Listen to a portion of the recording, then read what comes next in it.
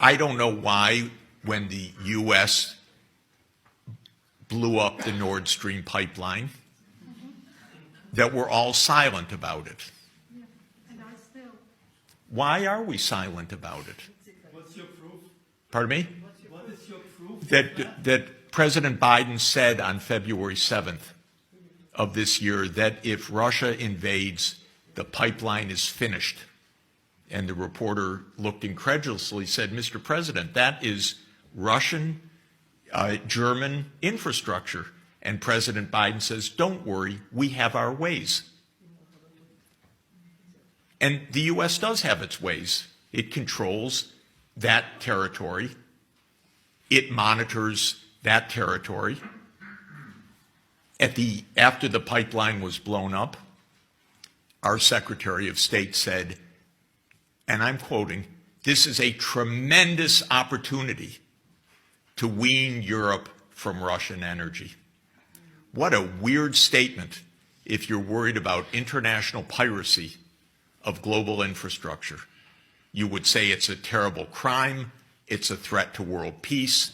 You would not call it a tremendous opportunity to wean Europe from Russian energy. This was part of American foreign policy. Now, the Swedes went in to clean up the debris. And what did the Swedes say?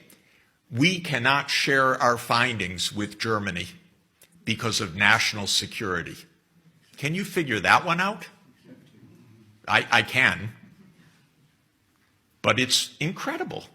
How could Sweden not share its findings with Germany and Denmark? But their job was to clean up the debris so that nobody else could investigate either. And they've done that. Now, the press, in this most remarkable act of vandalism on a key piece of international infrastructure, has not said a word in 8 weeks. Why? It's unimportant?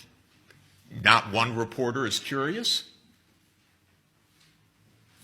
When I spoke to a leading reporter of one of our leading papers, a paper that says every day that Russia did it, most likely, and I said to this leading reporter, whom I've known for 40 years, I think the U.S. did it. He said, of course the U.S. did it.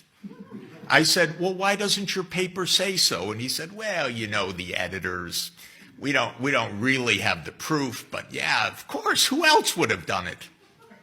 That's what he said. And then I showed him, but your paper said today that senior U.S. officials point to Russia as the likely agent of this destruction. Yeah, Jeff, you know, it's hard, it's complicated. I said, when I was young, I used to read your newspaper because you went after Nixon in Watergate and because you published the Pentagon Papers and so forth. He said, yes, but that paper is dead. So I think Europe is in a trap. And the question for Europe, in my opinion, truly, is your job to support American hegemonic aspirations, or is it to protect European security? Because these are not the same thing. They're really not the same thing.